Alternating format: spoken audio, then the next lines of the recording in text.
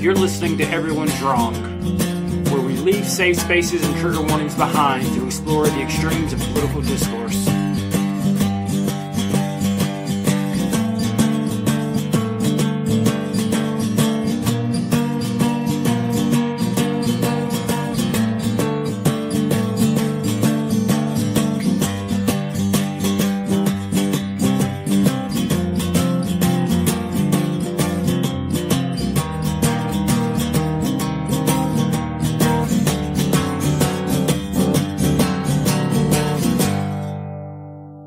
Hey, you fucks, this is Everyone's Wrong. I'm Dave, a.k.a. The Great White North. And I'm Dustin Dark. And tonight we have a special edition for you. Dustin, Ed, and I used to do a podcast, an atheist podcast to be specific. And about a year ago or so, we did a 3-part series just on the political extremes of the right, left, and everything in between. It was kind of the genesis for creating the Everyone's Wrong podcast, because we kind of foresaw the extreme versions of what was going on. So we decided to remaster it and put it out to you guys to see what you guys think about it. So this episode is actually the episode before me joining on the Wayward Atheist. So I'm not in it. You will hear Edward Smith on it, our old co-host from the previous show, Big Black Gay Dave. Love Big Black Gay Dave. He just didn't quite make it into this show. And you're going to hear a guest from another show called the Brainstorm podcast, Cory Johnston. You can find them on Spreaker. So this episode came out January 12th, 2017. A lot of the terms that we use to describe the political factions these days, like alt-right, alt-left, that type of terminology wasn't quite into the... I know they existed, but they weren't like really fully into the public sphere yet. So Trump had just been elected. So I hope you guys enjoy it.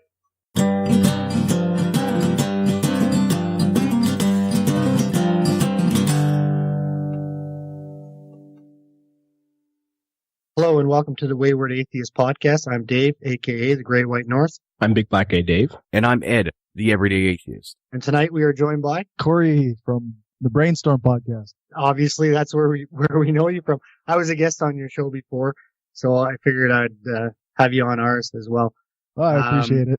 All right, well, we're back from the break, and tonight we are going to be talking about far-right fascism.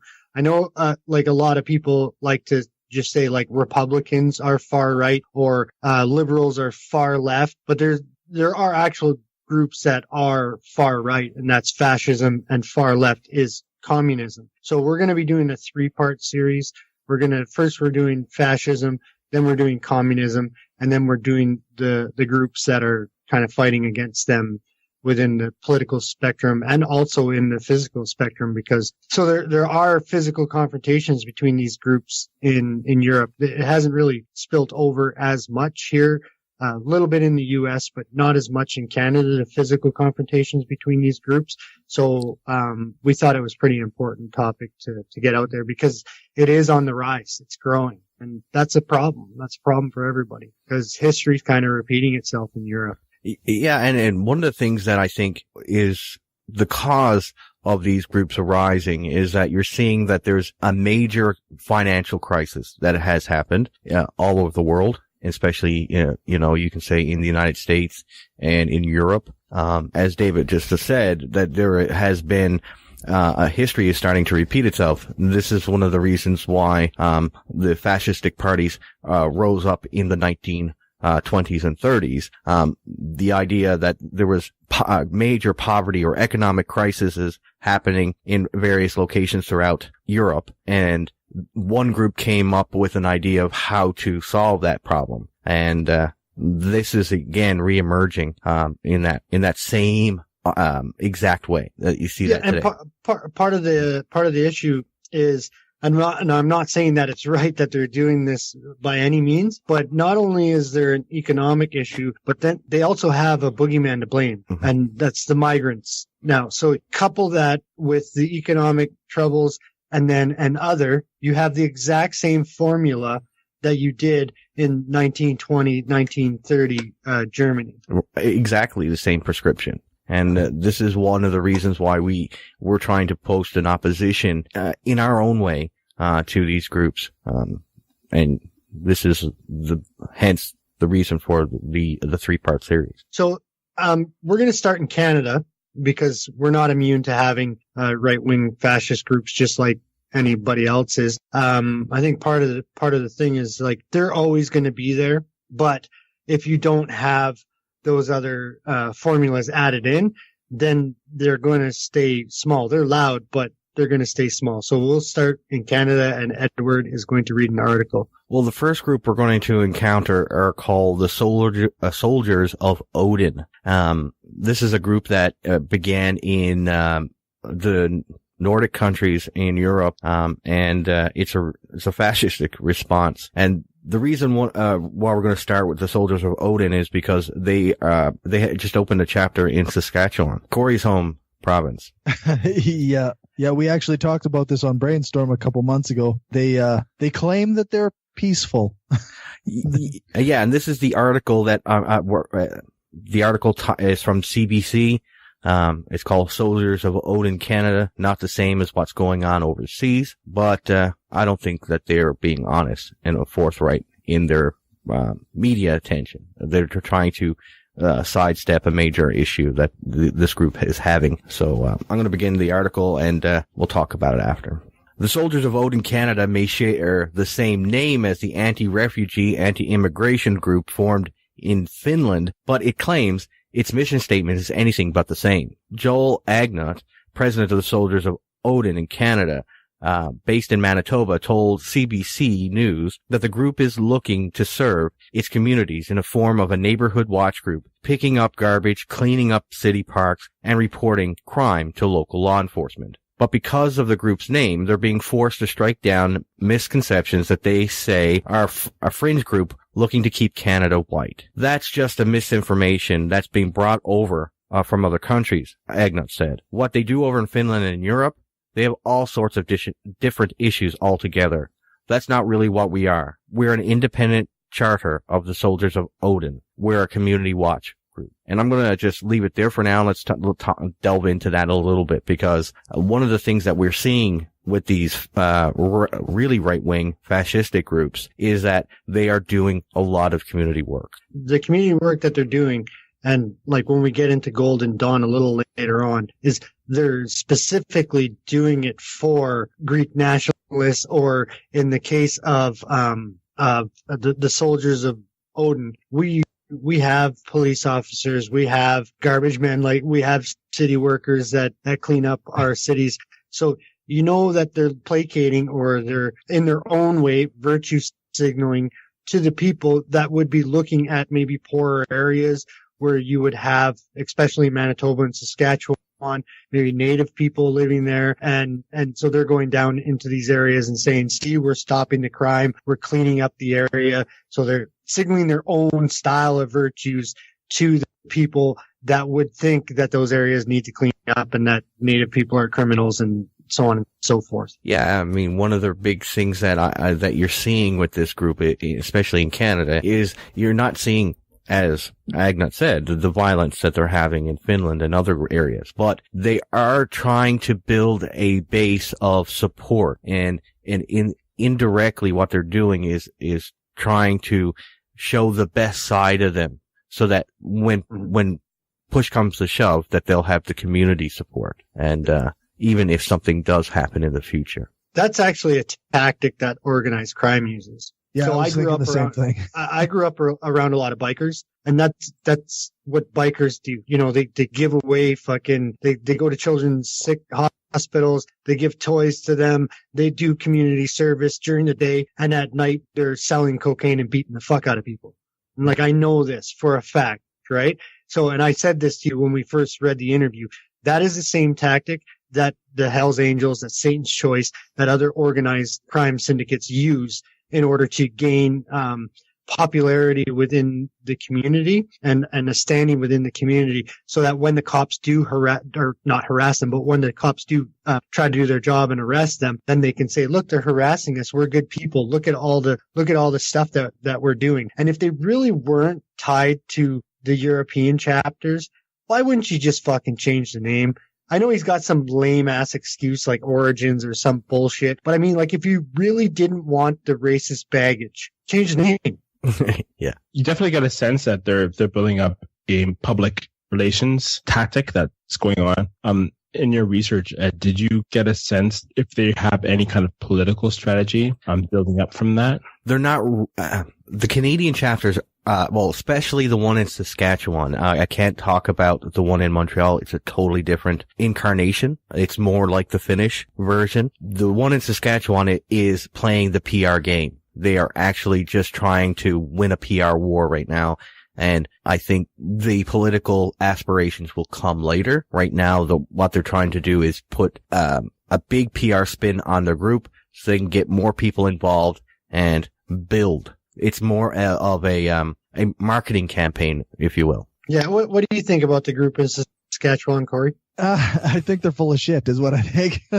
Like, I read an article a while back about them supposedly patrolling the park. Well, to me, that's inherently intimidating to people. A group of guys in uniformed almost gear, I guess, and walking around the park looking intimidating and looking for crime supposedly. But what are they going to do if they find something that's not that's okay? My question. Like, that's my question. So what if they're in the park? And for people, this is going to be very Canadian centric. I'm sorry. What if they're in the park and they come across a group of IP, which is Indian Posse for people that aren't Canadian, that don't know street gangs. So they're in the park, or Red Alert. The Red Alert is out west too. And you have a group of Odin soldiers and you have a group of the Indian Posse in the park at the same time. They're just going to peacefully, no, there's going to be a physical confrontation. And I think that's probably right. where it's going to end up and lead to, right? Yeah. I mean, you just think about, what's happened in Finland right now with the soldiers of Odin. They are actually combating criminals. They're actively doing it. So I no matter how much of a PR spin they're going to put on this, the ultimate goal here is to combat the criminal element. And I can't just say criminal element because I think they're going to combat more than that in the future. Yeah. From all other. It is part of it too. I'm not sure, but it's part of it too that they feel that the government or the state is not doing their job in combating these. Like, the government is not doing the proper job, so we have to step in and do this. Well, that's what I was, before the show started, I was kind of explaining a little bit of the fascist ideology. That's one of the things that fascists believe, is that, like, a democratically elected liberal government is inept at handling crime, and along with those types of things, like the law and order, law and order type of stuff. Like, you need a strong leader and a strong dictator in order to kind of combat crime and law and order. And they, even if you look at Nazis, they started out as a group like this. Do you know what I mean? Like, they were like a grassroots group that started combating crime and other things, like with the Jewish people and beating people up. And then slowly they bolstered their numbers and started, like, attacking other political parties within the country and physically attacking them. We're not just talking about, like, when you have the hour of confrontation in the parliament here in Canada where the PM gets fucking drilled by the other parties. No, we're talking about, like, physical confrontation out in the streets. And usually when you see these groups, and I'm not going to say that's the Sons of Odin right now, but usually when you see these groups, you have the political part of their group, and then the soldier, force part of their group. The political will tell the force what to do, but they're part of the same fucking group. They're part of the same ideology. Well, exactly. And I think there's a third wing of it is the public relations department, what you'd say. They have the political, the social, and then they have the enforcement side of it. So it's almost like a government in and of itself. It has the social aspect where it provides food, it provides clothing,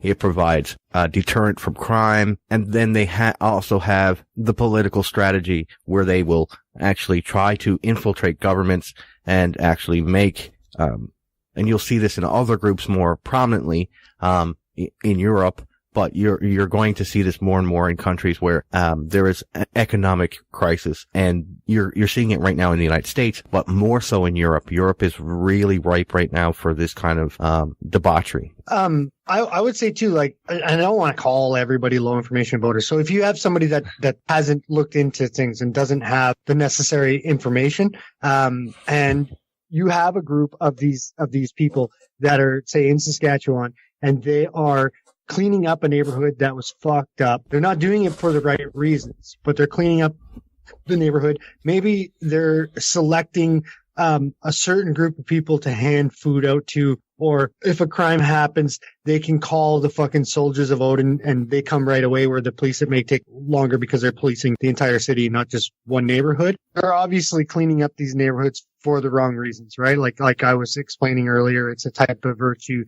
signaling. They may fill a single mother's fridge full of groceries when she needs it. They can call them when a crime happens. Later on, when they do have political aspirations, and you see that person's name on the ticket, and you may not know anything other than the fact that they cleaned up this one neighborhood, or they were there for you when a crime happened, or they gave you food, you're going to vote for that person, right? It's a powerful strategy, I have to admit. It makes for, it really is a great thing for mass enculturation and mass getting the masses involved in a particular organization that they would normally not even entertain.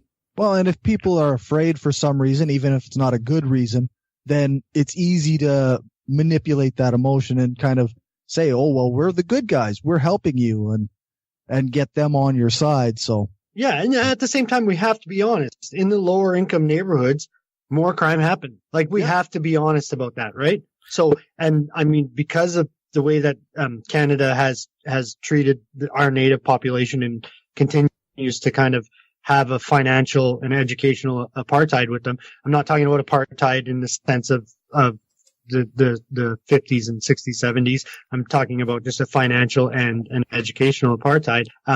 They tend to live in the lower income neighborhoods, and when you're poor, you tend to commit more crimes. It's just a fact. And I'm not singling them out in this, because there's tons of white people that are in those neighborhoods that are doing the same thing too. But it's kind of a spot where these type of people can point to and say, this is the cause of your problems. Your taxes are high because these crimes are happening. They're a burden on the system. And it's just, I can see it as bullshit, but not everybody will. Because other people, like, I know, as a person working in the construction industry, I hear stupid people say stupid shit all the time.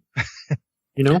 Yeah, I mean, just think about this for a second. If the government is not assisting you properly in your area, meaning that there's not enough police to police the area where you live, you don't have enough food to eat. You have a choice between heating your home and putting food in on the table. And then you have a group like the Sons of Odin, coming to your home, giving you food, cleaning up the neighborhood policing the neighborhood which you live in. It becomes not only a happier place to live in, it becomes a safer place to live in, and you have food in your belly. That becomes a psychological, it changes the psychology of this group for you. You don't see, you're willing to look past things that you would never normally look past, because you have this frame of reference that supersedes the bad stuff. You don't see the reasons why they're doing it. You just see that they're doing it. There's something being accomplished which the government isn't doing.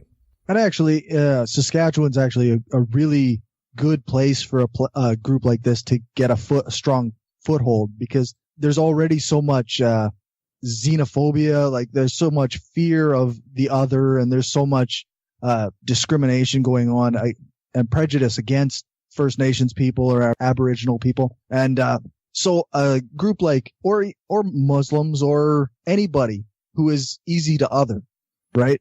So these soldiers of Odin come in, and they just, all they have to do is say the same thing that other people are saying and just help in the smallest way, and people will just jump on board. Yeah, and because of our parliamentary system, they don't have to gain like too much power in order to be able to affect the system here. All they need is a seat, and in that area that they're in, they can affect change. Yeah. So it's not like in the U.S. where there was where you'd have to have almost a governmental takeover in order for, because you have two parties and you kind of have to deal within that. But in order to change, just like a riding, they just need that one seat. They just need to get one riding, and within that area, they can enact public change. Exactly. One more thing we'll say about this, and then we'll carry on. How do we combat this before it turns into a problem here? Not that it's not a problem, but a bigger problem. There has to be, not only from for the federal government, but there also has to be initiatives from the provincial and the municipal governments to try to combat areas that are of high risk.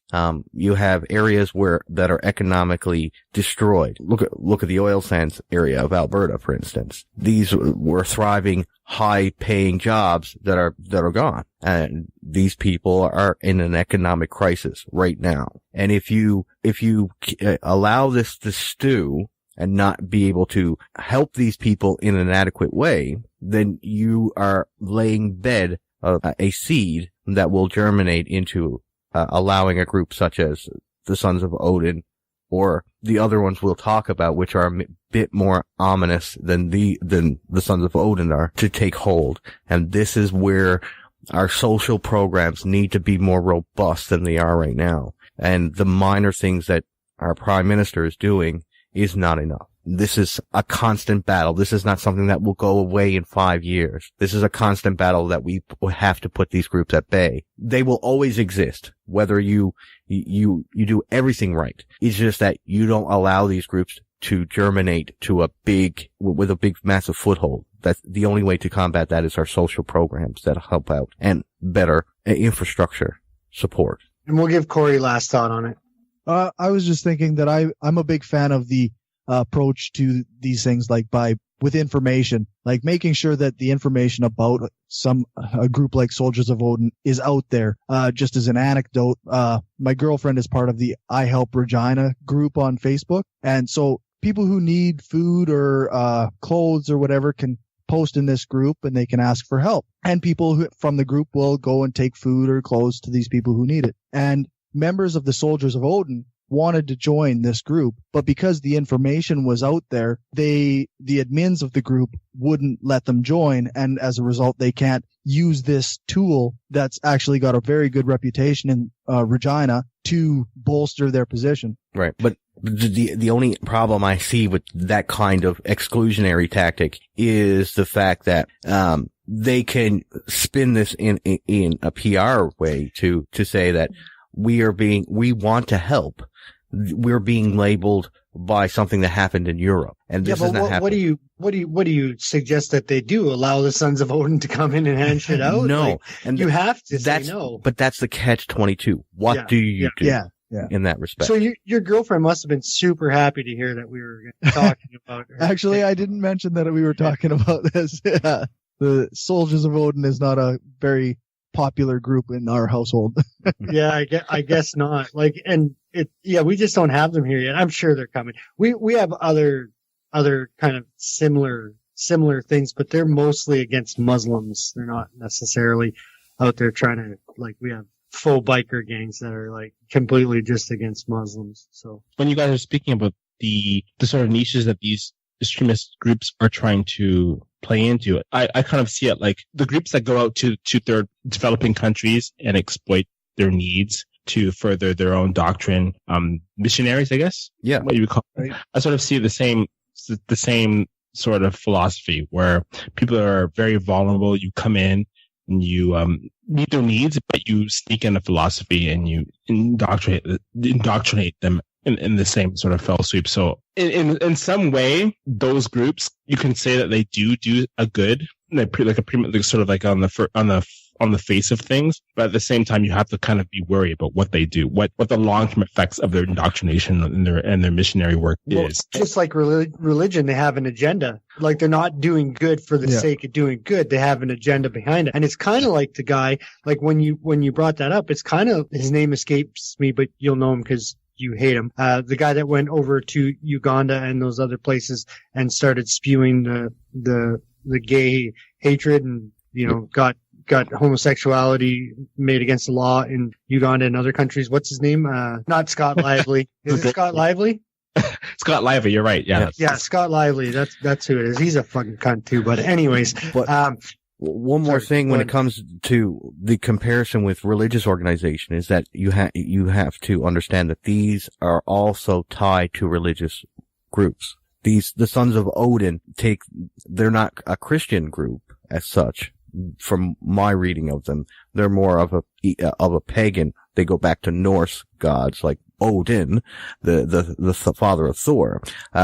They are super bullshit then. Yeah, they're not just bullshit, but like super bullshit. Right. So they're tying themselves with religious faith in some respect. And so you're getting this concept of we're helping you like because we're Christian, or we're helping you because we have faith. These are all tied into a religious mindset. And this is why it worked in Germany. That's why Germany, during Hitler's run, he didn't have a chance politically, but because he made a concordat with the Catholic Church, the Catholic Right Party, which was would have been the governing party of the time, withdrew its candidacy and allowed Hitler a full run at the government. So this is the type of things that you have to worry about. It's this PR bit that will turn into a political opportunity later on in the future. Okay, so we're going to head into the break and we'll be back with the next segment.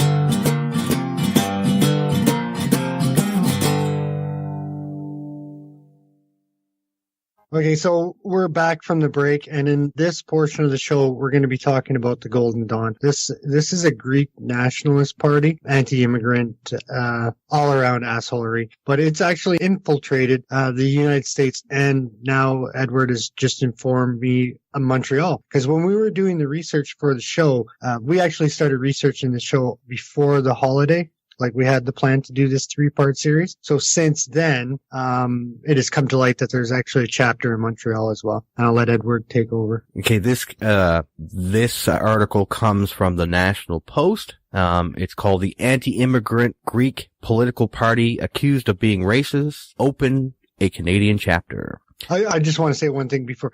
There's no accusations here. Right? Like it's pretty fucking blatant. Yeah. At least in Greek, right? Like there's like you can't go around fucking, you see a brown person selling t-shirts. You go over there, you say, "Let me see your papers." If they don't have papers, you destroy their merchandise and beat the shit out of them. I think it's a little bit beyond fucking accusations at that point, right? Yeah. So anyways, carry on. They're racist group.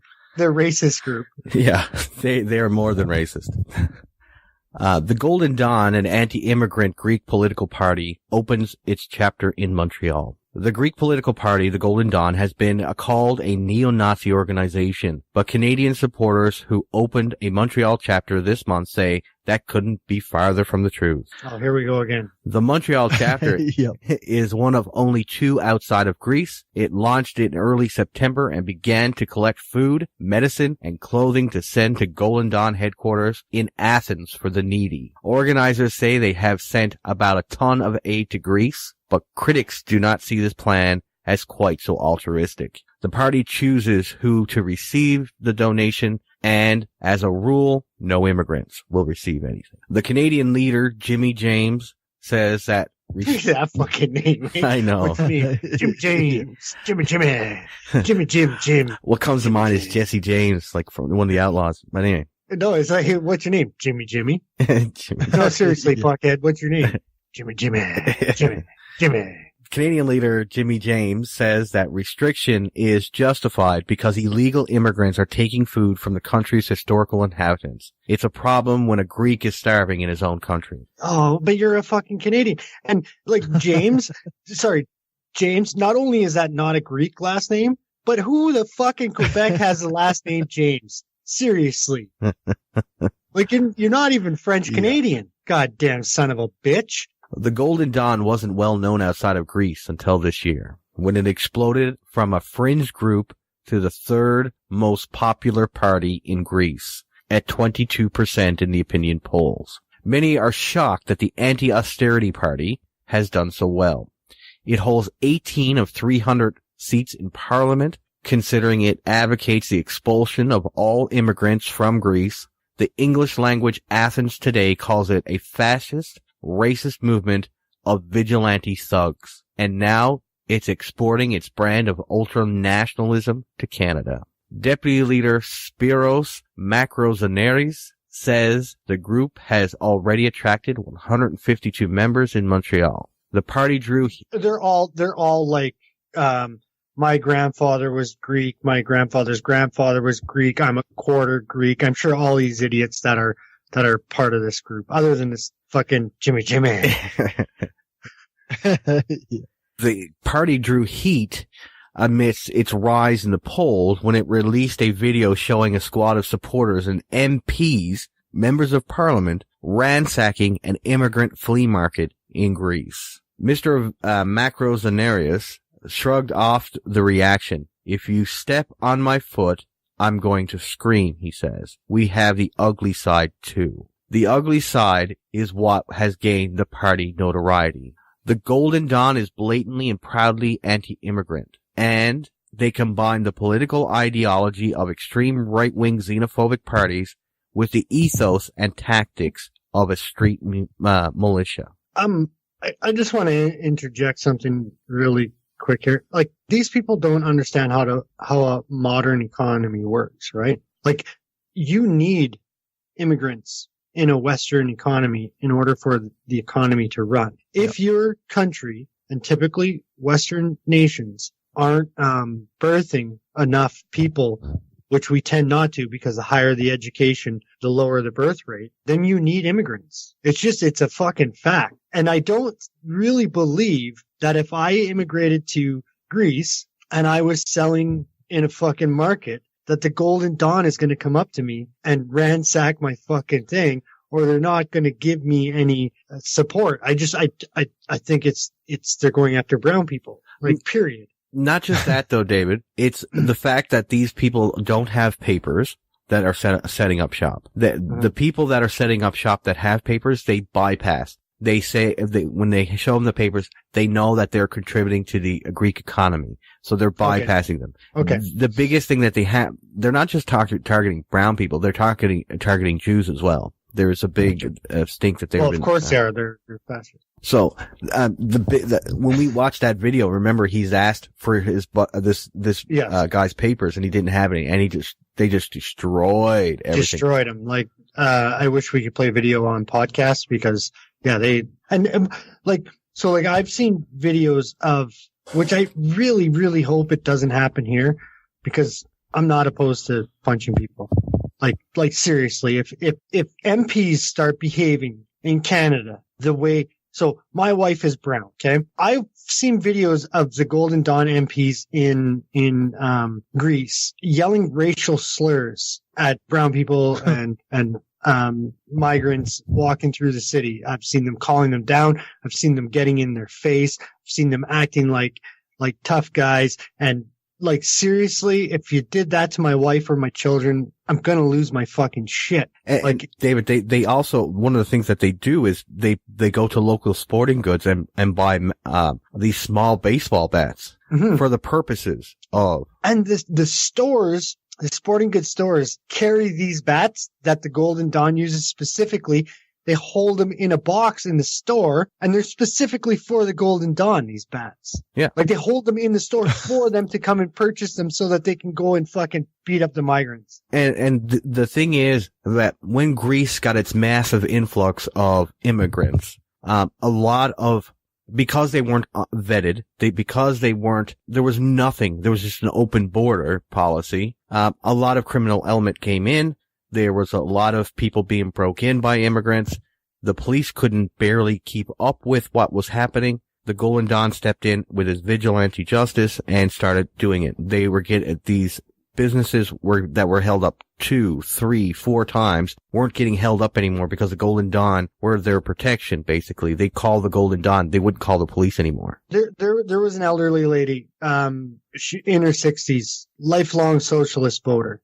Voted socialist her entire life. Her shoe store was held up 3 times by migrants. She called the cops. Cops couldn't do anything about it. On the 4th turn, she called the Golden Dawn. They came down, handled the situation, beat up the migrants, and she now says that she's a Golden Dawn voter. So now you've lost a left-wing voter to this party because of what we were talking about earlier, the indoctrination, they're giving the support when the government's not. See, the government is inept. They can't handle this situation. But it is important to say that with the migrants, Greece wasn't necessarily the aim for the migrants. It was more like a staging point. Like they come across that sea, the Mediterranean. They land in Greece. They march through Greece. Like you can see videos of streams and streams of migrants marching through Greece, heading towards the call that was Germany. The wake that they left in their path was fucking terrible. Houses were destroyed, businesses were destroyed, garbage everywhere. So these people do have a legit complaint. Like people just marched through our fucking country. 1 million plus people just marched through our fucking country to get to Germany. The government obviously cannot handle that situation. The Golden Dawn couldn't really handle it either. They can handle it on a one-on-one basis. So if one person calls them and says, this is happening, they can swoop down and do that. But what the fuck are they going to do against a million migrants? Nothing, just like the police didn't. But this is their spot to kind of jump in. So these Golden Dawn fucks, these fascists, they're always going to be around. And there'll be 2 or 3 of them or whatever. But now they do have that thing to point at, to be like, see, this is why you need us, because of this. And that's how they get it in. And then those people, they look at the fascists saying, we can handle this situation, like, because the people are feeling against the migrant population that have gone through. That's when they start gaining power, is because of the fact that happened. You know what I mean? Sorry if I'm kind of scatterbrained on that, but it's, you know. No, again, as you said, I mean, you have 1 million plus migrants, a country even as big as the United States, for instance, economically could not sustain such a population going through. Then when you have an economic crisis, which Greece has had, it's gone nearly bankrupt. Germany has to start giving it, money to keep it afloat. Then you have what they call a perfect storm of conditions that allow a group like this to flourish. I mean, we've talked about that with the Sons of Odin, but this group by far is the scariest of the groups that we'll encounter. Because they have political power. I was just thinking, like, yeah, we mentioned these same tactics talking about the soldiers of Odin, and the difference here is that Greece had this big issue and left a much higher population open to the idea that this fascist organization could fix the problems that the government couldn't. The Golden Dawn doesn't actually have to have any solutions to any problems or do anything. All they have to do is say, look what the government can't do. Mm-hmm. So I agree. And you see starving Greeks, and literally starving Greeks, in these long lines holding out their IDs to the Golden Dawn saying, look, I am a Greek citizen. I am a Greek. And they're getting food. They're getting their needs met where the government is not doing it. And you see these big, massive lines, and they will physically escort migrants. People that don't have them. Yeah. They don't even necessarily have to be a migrant. They just have to not be part of the Golden Dawn. But so the Golden Dawn started in December of 1980. It was started by a guy named, and I'm going to fucking butcher the last name. So it's Nicholas Michalolokos. And he's still actually in the party today. Still running shit. And him and a group of supporters launched it. So it's a far right political party. And like he's been arrested a few times too, I'm reading here as well, you know? And the scary part is, Dave, they were silent. Like you said, they started in the 80s, yet no one heard about the Golden Dawn until recently. Well, no, that's not necessarily true, because the Golden Dawn, which was officially recognized as a political party in 1993. Yeah, but it didn't have the political sway that it has now, is what I mean. People outside of Greece would never have heard of the Golden Dawn. had it not been for this massive economic crisis and the massive influx of refugees that have gone through, and how they're gaining momentum day by day in Greece. So there was one instance before the economic crash in Greece that they're writing about here. It says Golden Dawn remained largely in margins of far-right politics until the Macedonia naming dispute in 1991 and 1992. Greek newspaper Eleutheropia reported that on October 10th, 1992, about 30 Golden Dawn members attacked students at the Athens University of Economics and Business during a massive demonstration against the use of the name Macedonia by the Republic of Macedonia. Around the same time, the first far-right street gangs appeared under the leadership of Giannis Giannopoulos, a former military officer who was involved in the South African Afrikaner, which we're going to talk about in a little bit. I'm just not even going to bother. There's like 20 letters in that. During the 1980s, after the events of 1991, 1992, Golden Dawn had gained a stable membership of more than 200 members, and Giannopoulos rose within the party's hierarchy. Golden Dawn ran in 1994 European Parliament elections, gaining 7,264 votes nationwide, or 1% of the votes cast. You couple that to the last elections where they got 12% of the votes that were for them, and they're in the polls at 22% now. Yeah, and you're going to see it steamrolling, going up higher and higher as more migrants move through it. Which you find interesting, but do you know what group is actually like physically fighting them in the streets? It's the anarchists. Oh, you're fighting the Golden Dawn, you mean? The Golden Dawn in the streets, yeah. like throwing Molotov cocktails at each other, like bat chain and knife fight. It's Europe, so they don't really have a lot of guns.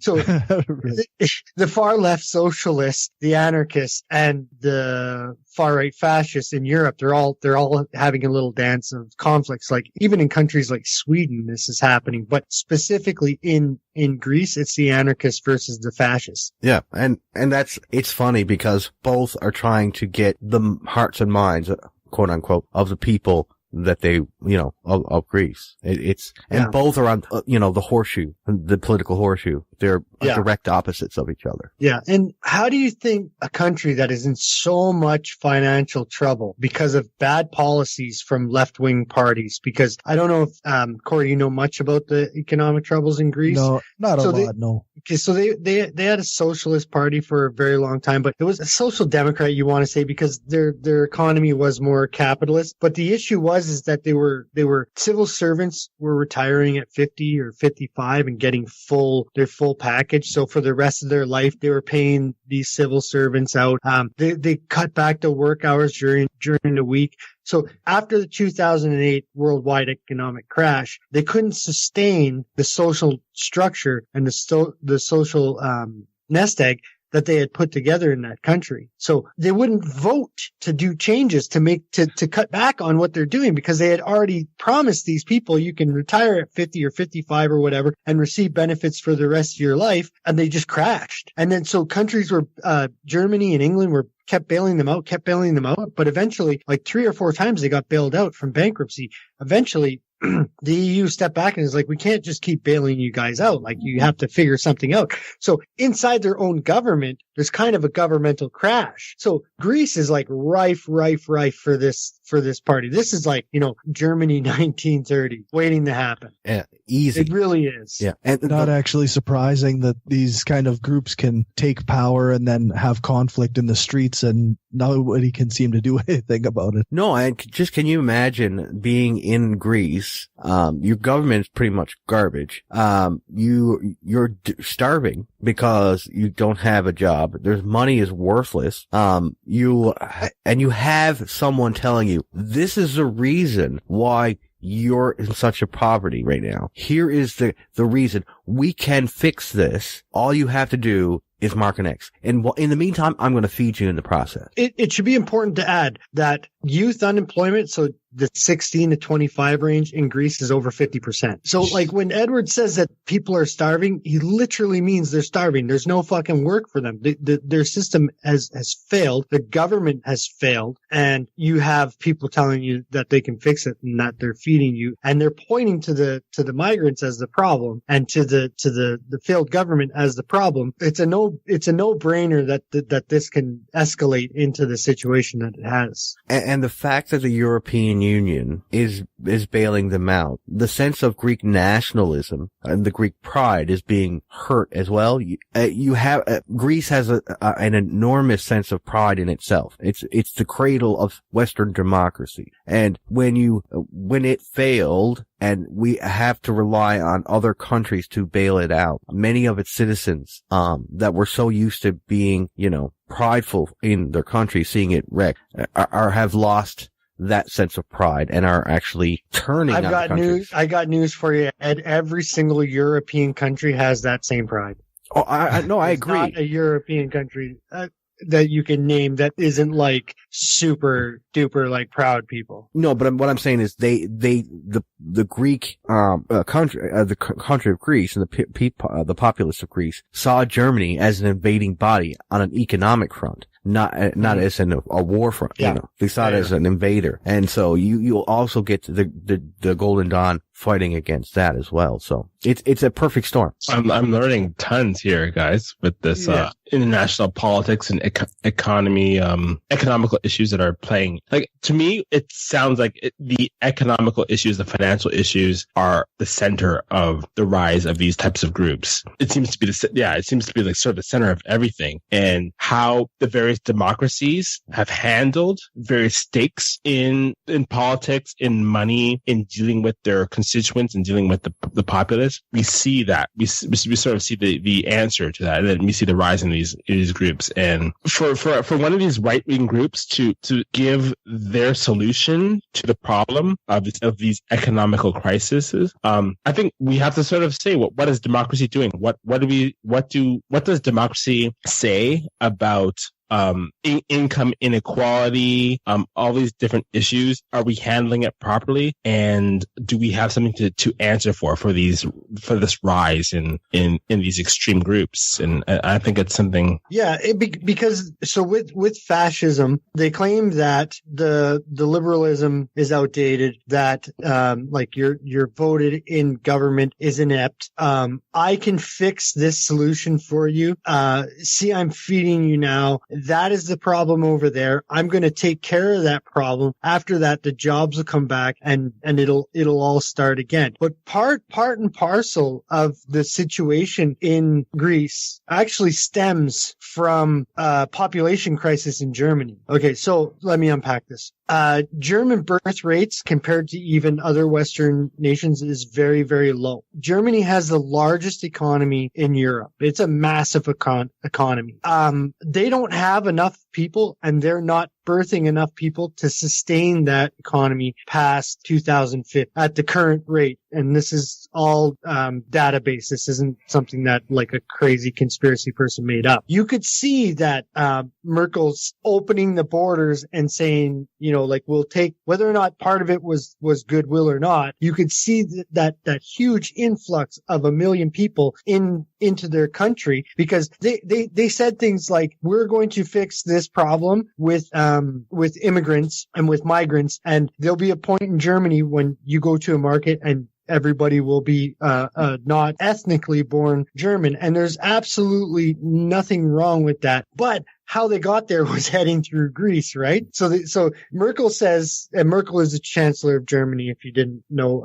She says, come to Germany. So 1 million plus people march through Greece. They're unvetted. So you get the criminal and some terrorists that come with them. The majority is not, obviously. They're going to be hardworking, grateful people that come through. And then because some of them are criminal and some of them are terrorists in Greece, and then now in Germany, the right-wing people, and obviously Golden Dawn is not a problem in Germany, but there are like right-wing groups in Germany that can now point to this, and even just regular right-wing people, and say, you invited all these people into our country, you didn't vet them, they're now killing our citizens, you're inept, and really, you can't say that that wasn't a bad fucking move. You can't say that letting in 1 million people unvetted wasn't a fucking bad move, because German-born people died. So if you're a German-born person and you're looking at that, you gotta say, yeah, you're kind of right. That was a bit of a mistake, right? Right, and you can't look at it like, I know I can hear some of the reaction that what is going to happen from this is that we don't like immigrants, and all these people, the Syrians, need to be, relocated. And they do. They need to be there. Fuck yeah, they do. Yeah, of course they do. But what we're saying is that there is a process to get people into a country, and by disregarding that process, it delays people getting into the country, but it also weeds out those that will cause harm, those that will do damage, the criminal element, as we call it. By vetting those out and getting the people that really deserve to be established in a new country, those people are also going to become victims, because they're going to be labeled with the same brush as the criminal element and the terrorist element, because of the fact that you did not do the due diligence necessary to make it safe for everybody involved. And God damn it, if you want all those people, go pick them up. Yeah. We flew ours in. Don't let them trample through fucking Greece and Spain and everywhere else to get to fucking Germany. If you want those people, Merkel, I'm specifically talking to the Chancellor of Germany now, go pick them up. You have the money. Go fucking pick them up. Don't let them ruin other people's backyards, because now we're dealing with the fucking Golden Dawn at 22%. And now they're in my goddamn country and in yours down south. Part of the screwed up thing too is that these right-wing groups don't really know the immigration process that the people they've targeted. They don't know. Like, did you go in through this way? Did you go in through Greece? Did you go in through, were you vetted properly? They don't know. They just see, I guess, they just see the paper, they see the skin color or whatever, and they kind of target. And I guess that's a part of the problem too. You don't. Right. And the reason why they ask for papers, if an immigrant came there legally and through the process, the chain of command, we just for ease of use, they look at they have papers that show that they're actually contributing to the economy of Greece. There are vendors there that do not, they're making a living for their families, but they're not adding anything to the economy of Greece because they're not being taxed. They are illegal immigrant. That's one of the reasons why the Golden Dawn uses that as a prescription, is that they're good with immigrants that come in that help the economy run. Those that don't have papers, they're brutal. They'll actually not just destroy what they have, they'll beat them. They have wooden mallets that they'll come and beat them with. It's disturbing to see. In preparation, we watched a couple of these videos, and it reminds you literally of Nazis going after Jewish people, looking for that armband. You've seen their symbol, right? Have David and Cory, have you seen their symbol? Yeah, I saw it on the wiki page there. Yeah. David, look at their symbol. It's a swastika broken down and then put into different directions. Hellenic Parliament, they have 18 out of 300 seats. European Parliament, they have 3 out of 21 seats.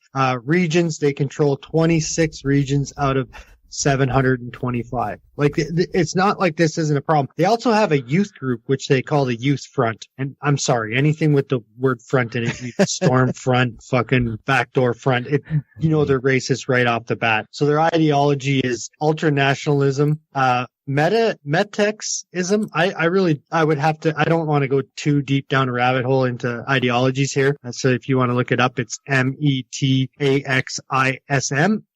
Greek nationalism, Euro skepticism. And that comes from the fact that the European Union, they're skeptic about being part of the European Union. Okay. And then anti-globalism, which we're seeing a lot in North America these days too, right? Yeah, that seems to be pretty common among the far right type mentality. The Illuminati. Controlling the world. Yeah. It's a government conspiracy. They're here to control your mind. We're going to head into the break, and we'll be right back.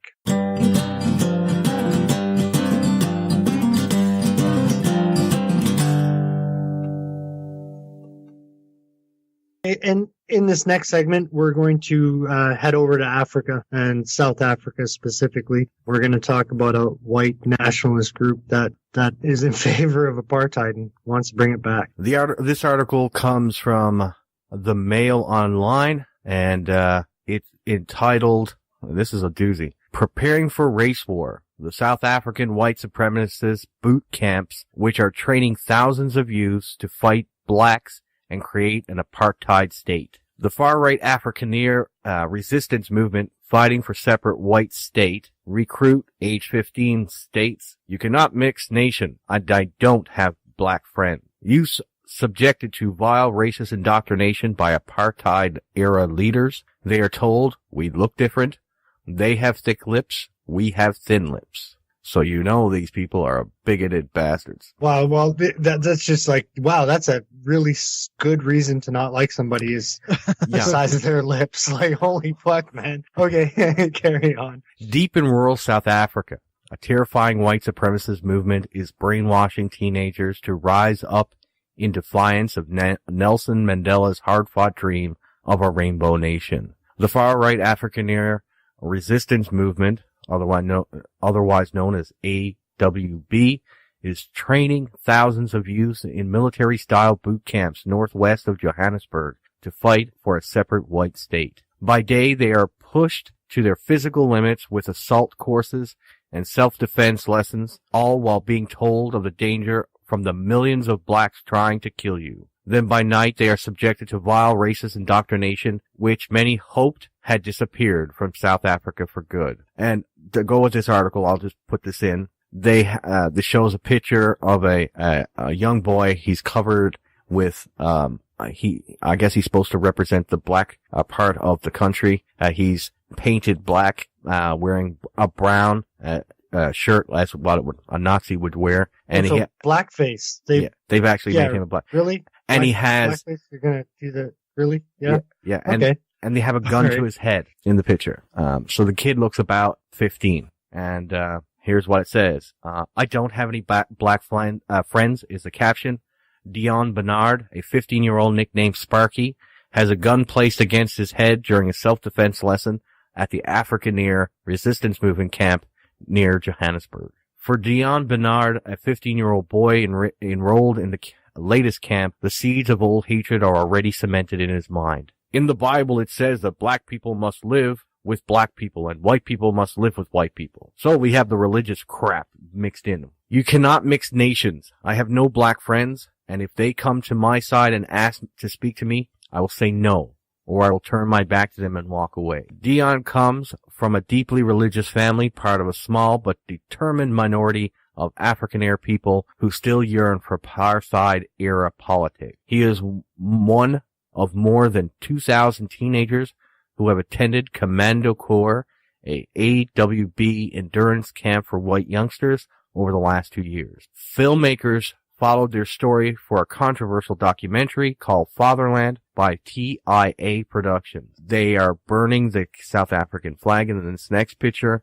and they are doing military maneuvers. It's disgusting. So I'm going to leave it there and let's get into the story. So this group, they, like you just said, they burned the modern day South African flag, the colors that, of the flag that Nelson Mandela had asked for, which was a rainbow nation. And they used the old apartheid flag, which has the Dutch orange and like the colonialism in it. I think it's important that we have a little bit of background. It's a really touchy subject, and yet you really have to pay attention to nuance in what I'm saying here. So there are 4 million Afrikaans or white South Africans, and there are 30 million black South Africans. So the minority had ruled the majority, and it was an evil system that separated people.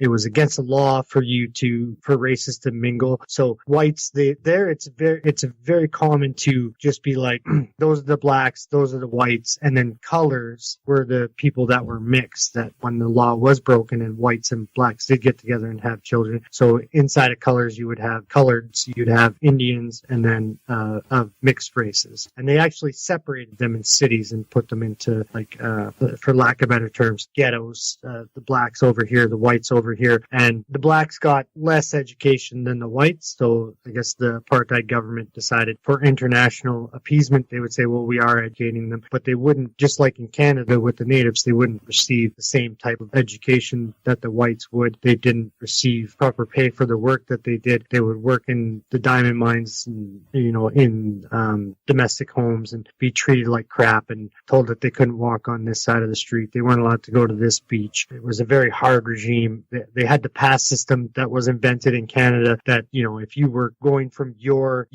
ghetto to work or whatever, you would have to have this pass on you. If you were caught without this pass, the police would capture you, drag you in, beat you, maybe kill you.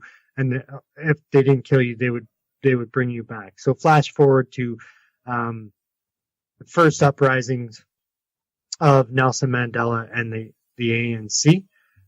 Nelson Mandela did, in fact, run the military wing of the ANC. People call him a freedom fighter. That's fine. I don't have a problem with people calling him a freedom fighter. Some of the acts that the ANC did, like, say, blowing up a church or restaurant where women and children that had nothing to do with the apartheid government, where I like me, myself, I can't say I wouldn't 100% subscribe to that because I'm not in the situation. But the person that I am now, I wouldn't subscribe to killing people. So Nelson Mandela fights apartheid. Everybody knows that story. But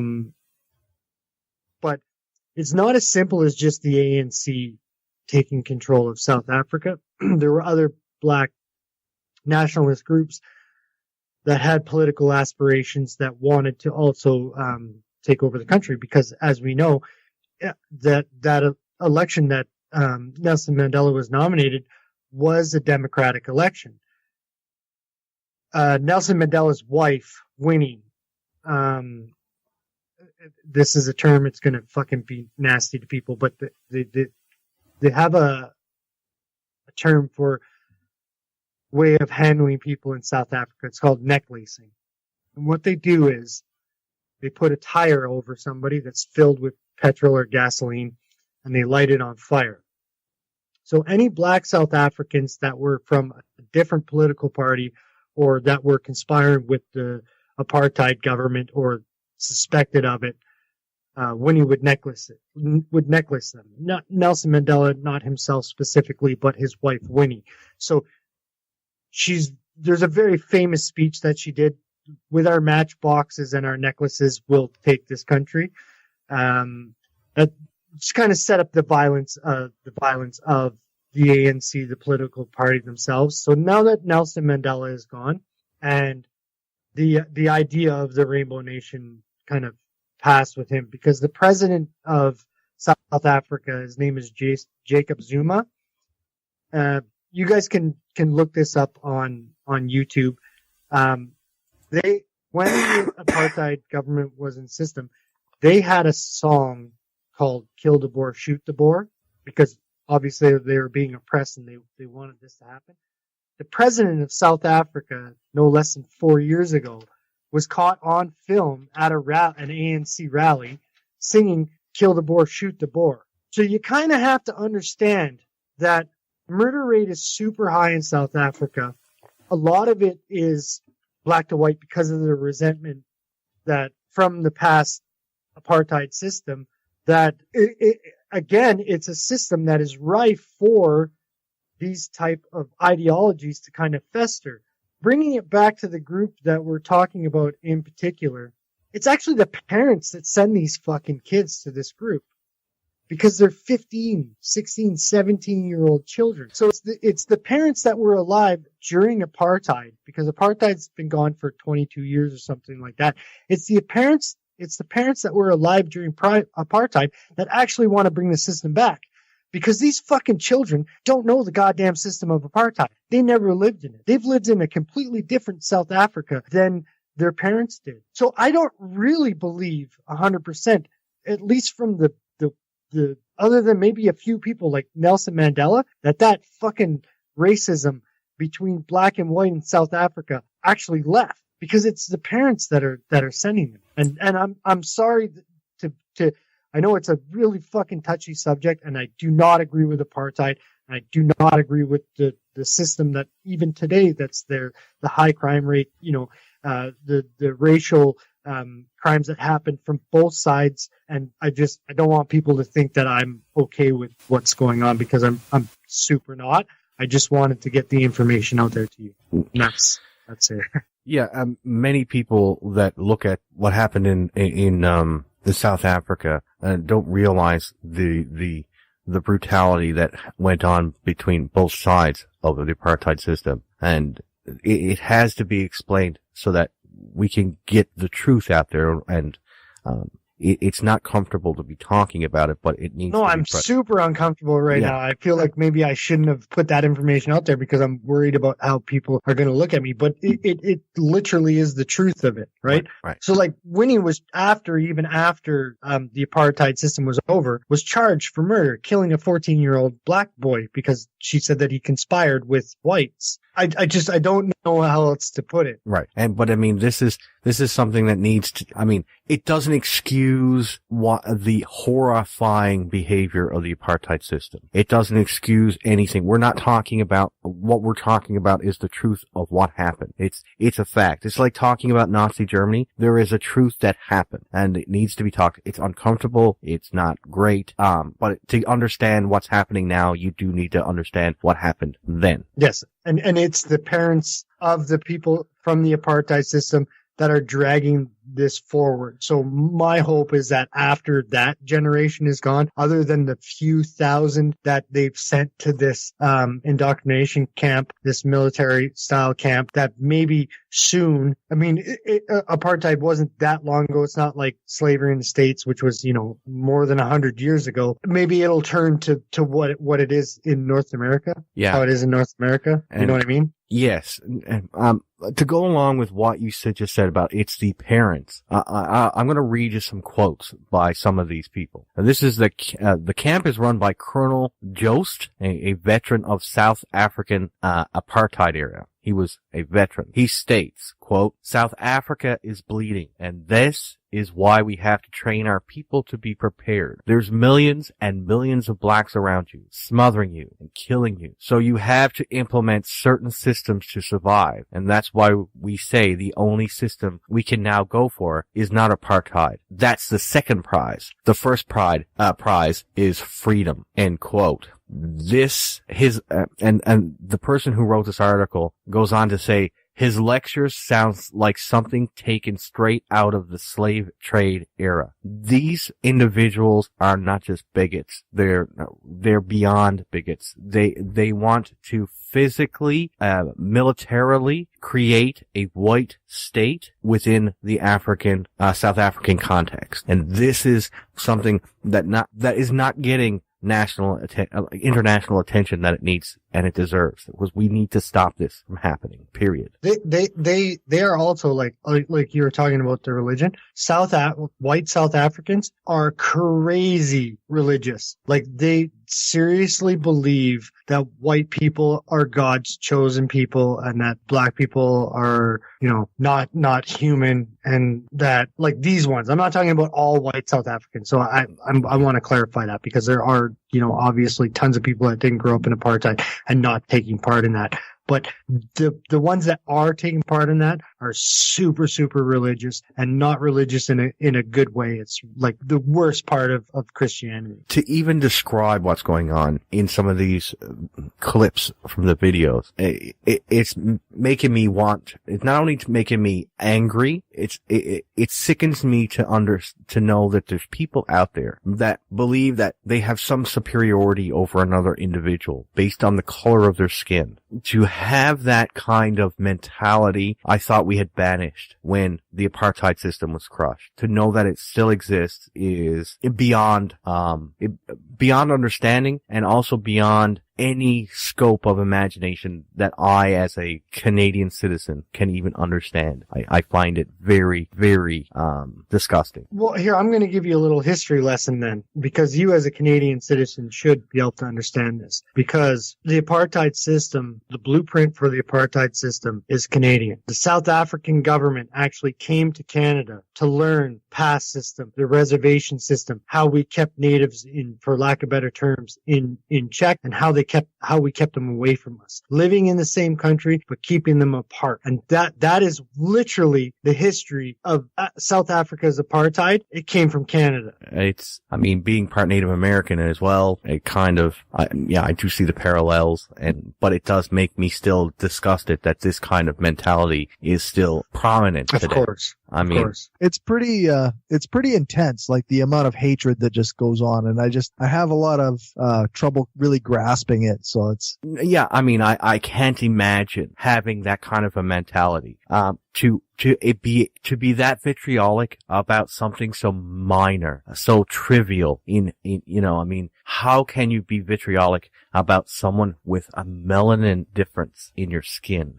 One of the things that blows my mind is South Africa has just produced some of the most fantastic fossils of human origins ever to be found, okay? Showing that we are all part of a human family that began in Africa. To know that side by side to that knowledge, that wonderful, beautiful knowledge that we are all part of one legacy, to have people being able to be so vitriolic about something so minor. What I'm saying is that there is no difference between me as a quote-unquote white person and an African, a person of African descent, that means black, except that we have less melanin than someone else. That is such a minor distinction. How can someone have in their head that they have a superiority? Whether it is a person that is black having a superiority complex that they're better than a white person, or vice versa, a white person having a superiority complex that they're better than someone that of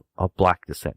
That concept has never entered my mind. I don't understand where it comes from. Yeah, I can't grasp it myself. Like I guess in my job I deal with truckers from all over the place that move to Saskatchewan to work in the oil field. And one of the guys that I talk to on a regular basis, his family is originally from Africa, and he moved to the U.S. and then he came to Saskatchewan to work while his family stays in the U.S. And when I talked to him about racism in the U.S., he basically he figures that it's an issue that will never be fixed, right? And it appears to me, and he mentioned it as well, that the issues in Africa right now are so far worse, right, than the issues in the U.S. that it's hard for anybody to see a solution in the future with this kind of just blatant hatred being perpetuated just constantly. Like it's it's mind-boggling. We're seeing the counteractions to this type of mentality. We're seeing black supremacist groups forming. You're seeing white supremacist groups forming, and I don't understand where this comes from. Like, I don't really grasp this concept that how anybody can say that they have a claim to superiority based on skin color or ethnic origin. It doesn't make any sense to me. Think about this. 22 years ago in South Africa, it was against the law for me and my wife to be together, and my children were literally breaking their law. You know what I mean? Like, it's against the law for them to exist 22 years ago in South Africa. That is fucking crazy. Only 22 years ago, man. That's insanity. Within our lifetime. Yeah, within my lifetime for sure. Yeah, I don't get it. Yeah, no, neither do I. David? I hope I didn't like. Well, no, I'm gonna get all what's the word called? Optimistic, but I probably way too. This will be resolved by finding life out there on the planets. I think it will be. Yeah, I kind of agree with that. In the meantime, we have to deal with our own shit. Like what you guys said, I don't know why someone would say they have a right to a spot of dust on a planet that's hurling across the cosmos. I don't know. Like I'm not sure what to say about that, but And do you notice though that many of these groups, whether they're a black supremacist group or a white supremacist group, they're always tied tied to something biblical. Yeah, you're right. Yeah, yeah, you're right. Along with what you were saying, David. So like we always hear, and obviously I wasn't there, but you always hear like after 9/11 in New York City, everybody was so nice to each other. Like the problems that existed within New York City beforehand for that time period went away. So maybe if we did have like a crazy natural disaster, like fucking big ass comet landed and like murked, a quarter of the planet, or we did find aliens and we realized that, we are actually one race with, just genetic variations of the same race, right? Yeah. So maybe if we did find another race out there or another, from another planet, whether like they would have to be evolved, right? I would push back on the natural disaster thing. I think that would exacerbate things because that would like drain resources and make everybody. Yeah. But it's sort of like I think it's the perspective that we're not the bee's knees in the cosmos and there's other people there. Well, I am. I don't know what the fuck. Yeah, because there are actually people who still believe that like this is the center of the universe, right? So without some kind of external life form showing this that we're not everything that exists, it's tough to negate these internal struggles, right? It'd be interesting to see, and I don't know if it ever would happen in our lifetime, if there was an alien race that dwarfed anything that the human race has even imagined yet. And to say, how would these religious people come to terms with that there is something that is more powerful than the earth that God created? How would they come to terms with something like that? There's a thought process behind that. And it's like, if they had the technology to get here, they would be so advanced that you, as the brain that you have now and the way that you see the world, would not be able to differentiate between magic and their technology. Yeah. Like it would seem supernatural. Yeah, and they would think that it's supernatural. We would seem to a race that was more that advanced to us. We would probably look like amoebas to them. I mean, in some respects, we would be so primitive in our biology, maybe, in our technology for sure. How would they square that, right? I mean, they would just come for the resources and then leave.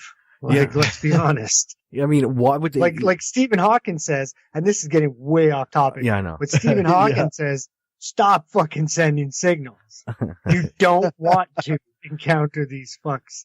If they have the technology to pick up the signal and then make it here, they're just going to take what they want. Because just like you step on an ant, if they're that advanced, you're going to be like, we're going to end up in their zoo. Yeah.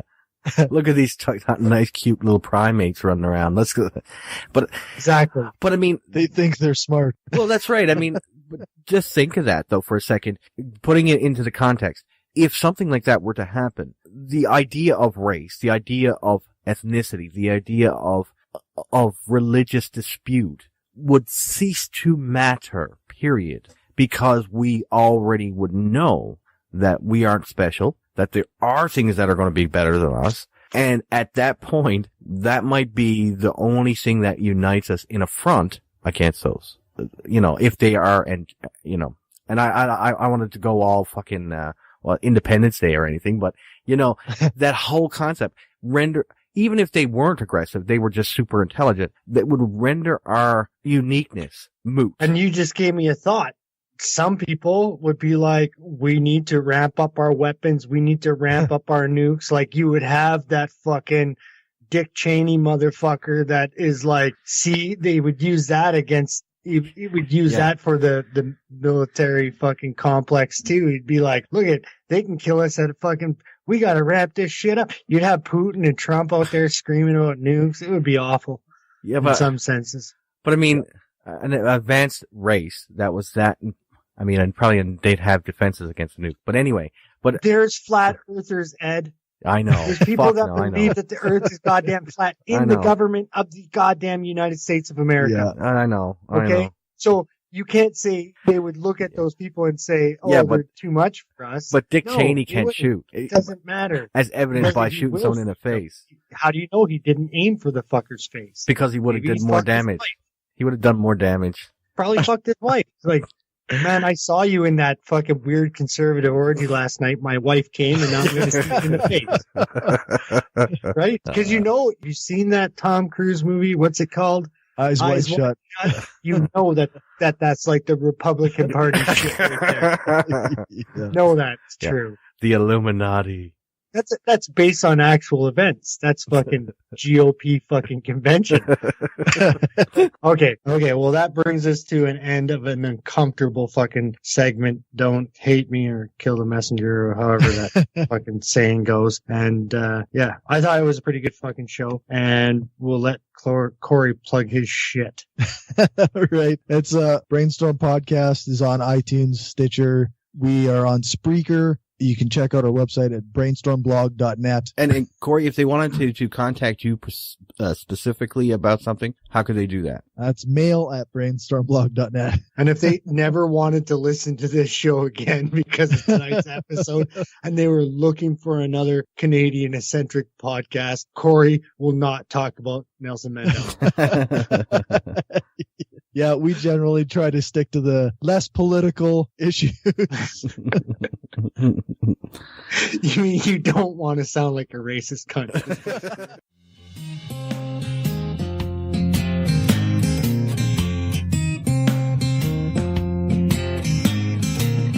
You've been listening to Everyone's Wrong. You can find us at Spreaker.com/Everyone's Wrong, on iTunes or YouTube by searching Everyone's Wrong Podcast. You can message us at Facebook.com/Everyone's Wrong, Everyone's Wrong Podcast @gmail.com, or tweet us at wrong_pod.